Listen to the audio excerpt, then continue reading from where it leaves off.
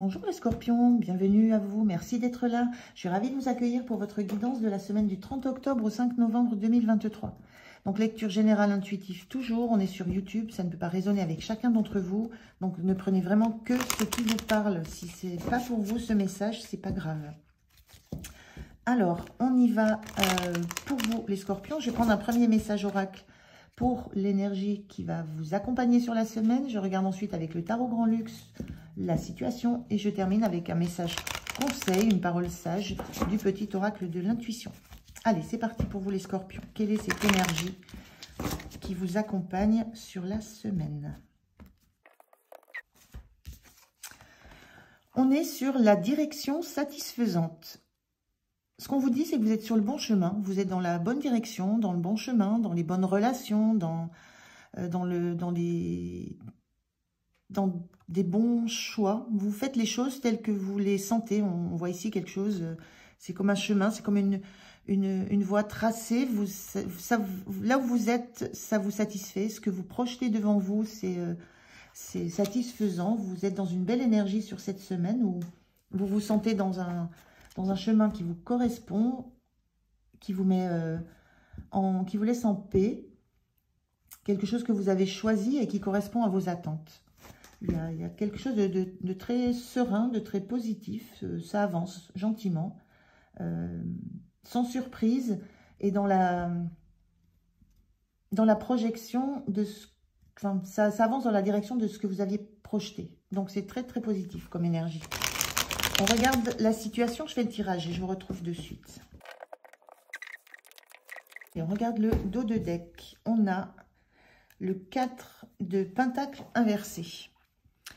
La sensation que vous n'êtes pas attaché forcément à la matière. Il y a la notion aussi de ne pas vouloir rester dans l'état dans lequel vous êtes, dans la situation dans laquelle vous êtes.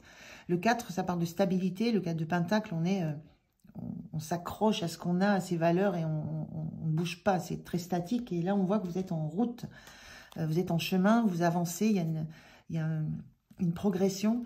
Donc, ça reflète bien le fait que vous avancez dans la matière. Il y a quelque chose de l'ordre de la créativité aussi, d'une notion d'abondance, de quelque chose qui évolue dans la matière autour de vous, dans ce qui est concret. Ça bouge, ça évolue. Voilà, il y a vraiment ce besoin de faire grandir quelque chose, de rendre quelque chose de plus en plus abondant et de ne pas en rester à un état statique. Donc on a bien cette notion de mouvement et d'avancement. On a le roi de coupe, on a le 6 de pentacle inversé et on a l'as d'épée inversé. Alors, le roi de coupe et l'as d'épée inversé qui encadre cette carte. Moi, je vois ça comme, enfin, le 6 de pentacle, là, c'est une balance, des plateaux de la balance. Le 6 de pentacle, ça montre, ça dit souvent qu'on veut un équilibre entre ce qu'on donne d'un côté, ce qu'on reçoit de l'autre, et inversement. Et là, cette carte est inversée. Et là, moi, j'ai la sensation que vous sentez peut-être un petit déséquilibre entre le côté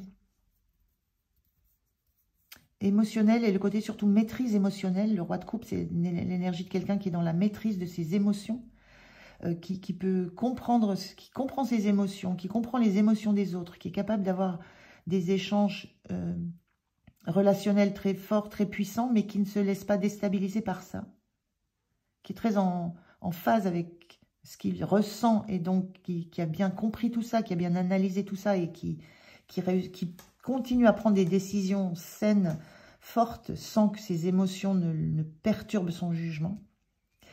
Donc, il y a quelque chose peut-être à équilibrer entre cette maîtrise émotionnelle que vous avez, et puis l'as d'épée qui est inversé, là, c'est...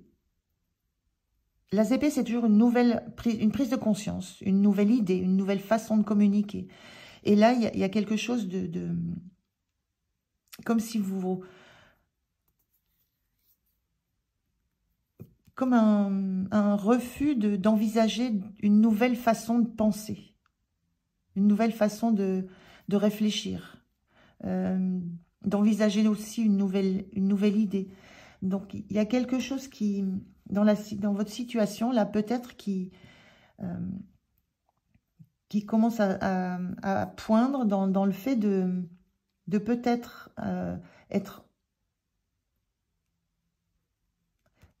peut-être ne pas accorder suffisamment de poids à des nouvelles façons de penser, à des nouvelles idées. Parce que je reviens à la direction satisfaisante. Le mot satisfaisant, c'est quelque chose qui plaît, qui satisfait, mais qui n'est pas non plus très exaltant. Donc, il y a peut-être quelque chose dans la situation à accepter, dans de la nouveauté de penser, dans de la nouveauté de voir les choses, dans de la nouveauté d'évaluer. Peut-être une nouvelle prise de conscience à prendre par rapport à cette sensation que vous avez de maîtriser ce qui se passe autour de vous. C'est satisfaisant, cette direction que vous prenez. Voilà. Mais il y a peut-être quelque chose à apporter en plus pour que ça devienne exaltant. Il y a peut-être de cet ordre-là. Donc, vous laissez l'opportunité de nouvelles idées, de nouvelles pensées, de nouvelles façons de voir les choses. Et moi, je ressens peut-être une crainte d'être déstabilisée de façon émotionnelle dans le fait d'accepter de penser autrement. Mais on ressent dans cette semaine le besoin de rééquilibrer ça, de rééquilibrer la maîtrise que vous voulez avoir sur vous, sur cette situation, sur ce que vous en ressentez, par rapport à des idées qui pourraient vous être apportées, des nouvelles idées, des nouvelles informations que vous avez peut-être tendance à mettre de côté pour rester dans le confort, la maîtrise, le côté satisfaisant. Il y a peut-être de ça. Comment vous vous sentez en 5 de pentacles inversés? 5 de pentacles, c'est une carte qui parle de manque ou d'aide ou de besoin. Vous sentez que vous n'avez pas besoin de plus. C'est en ça qu'on parle de satisfaisant. Vous sentez que vous n'avez pas besoin de plus, vous n'avez pas besoin qu'on vous apporte plus, vous n'avez pas besoin que ça passe le stade de satisfaisant vers exaltant, ou j'ai ce mot qui me vient. Donc, vous vous sentez dans cet état où ça avance gentiment, tranquillement, correctement. Ça vous met en route, mais ça n'est pas non plus très, très déstabilisant. Ça bouge, mais en restant dans un cadre qui vous correspond, qui vous va bien. Vous n'avez pas besoin de plus. C'est dans cet état d'esprit que vous vous sentez. Et en même temps, c'est quelque chose qui commence à se manifester. Dans votre tête, ça commence à travailler. Cette notion de est-ce que je peux pas amener plus de nouveautés, amener plus d'imprévus. Ce qui vous soutient, c'est la reine d'épée. L'énergie de la reine d'épée, c'est l'énergie de quelqu'un qui réussit à prendre du recul, qui réussit à prendre de la hauteur dans ce qu'elle pense, dans sa vision des choses. Qui est capable, justement, de mettre de côté la part émotionnelle pour n'envisager que les faits, ce qui se passe dans le concret, dans le réel, qui a une capacité d'analyse très très forte et qui peut trancher sur des événements. Donc votre point de soutien, sur quoi vous pouvez vous appuyer, c'est que vous avez une grande maîtrise émotionnelle et en même temps, vous êtes en capacité de prendre du recul, de la hauteur par rapport à ça pour être dans l'analyse juste de ce qui se passe.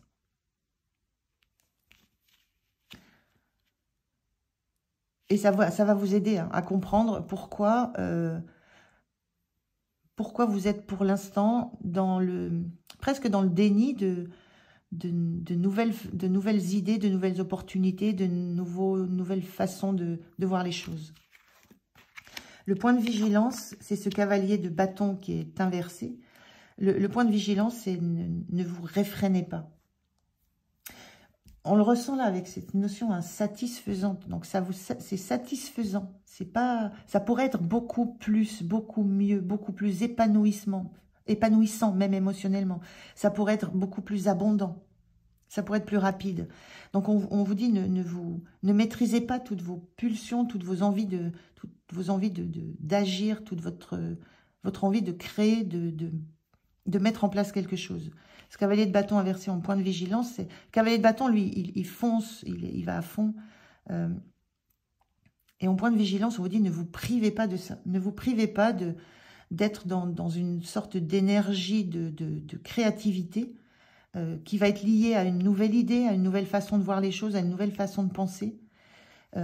Et qui vous inquiète parce que vous êtes sur un chemin tranquille, une direction tranquille. Vous n'avez pas l'impression d'avoir besoin de plus ou de manquer de quelque chose. Et il y a aussi cette crainte que émotionnellement, ça vous déstabilise, que ça déséquilibre quelque chose que vous maîtrisez parfaitement. Donc ne vous privez pas, ne vous privez pas presque d'une pulsion d'énergie comme ça pour vous lancer peut-être dans une voie un petit peu parallèle ou dans quelque chose qui va vous rendre plutôt joyeux et qui va vous redonner de l'énergie. Et vous avez la capacité de prendre de la hauteur par rapport à ça et peut-être d'oser foncer dans une direction.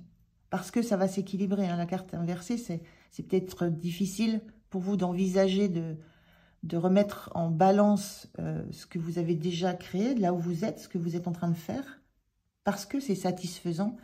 Mais là, il y a quelque chose de nouveau qui pointe, je vous dis, nouvelles informations, nouvelles prises de conscience, nouvelles idées, et donc ne vous privez pas de foncer dans cette direction.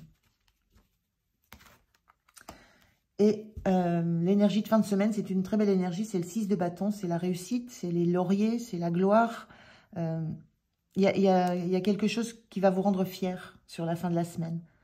Il y a quelque chose dont vous allez pouvoir montrer aussi, que vous allez pouvoir fièrement montrer. Et là, on est dans le bâton. Il élève fièrement le bâton de la victoire. Là, on vous dit, ne vous privez pas de vous lancer dans quelque chose qui vous plaît, qui vous donne un coup de passion comme ça, une exaltation. Ça va vous faire beaucoup de bien. Ça va être satisfaisant sur un plan. Ça va être, il y a une notion de victoire, de réussite dans ça. Et ça va vous rendre aussi beaucoup plus confiante dans ce que vous êtes en capacité de faire, de mener. Dans la capacité que vous avez à sortir peut-être de sentiers battus, à sortir d'une voie toute tracée. On va prendre un message, un conseil du petit oracle de l'intuition.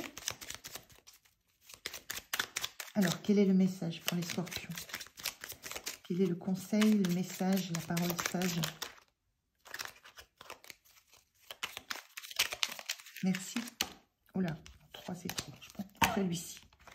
Alors, on a, c'est dans le domaine de la bénédiction, on vous parle des vœux. Le monde invisible est le réservoir fabuleux de tes désirs profonds. Et confiance, l'univers cherche les moyens parfaits pour te combler. Il te fera signe. Il y a cette notion-là, dans cette tasse d'épée là que vous ne voulez pas voir ou pas ressentir. Il y a cette notion de signe que vous pressentez, que vous entendez, des signes que vous voyez. Et ça relève d'un ça relève d'un désir profond. On a cette notion là avec ce cavalier de bâton. Là, on est dans le désir dans le cavalier de bâton. Hein. On suit son désir. On passe pas son temps à réfléchir. Le cavalier de bâton, il a un désir, il le suit, il va à fond dedans.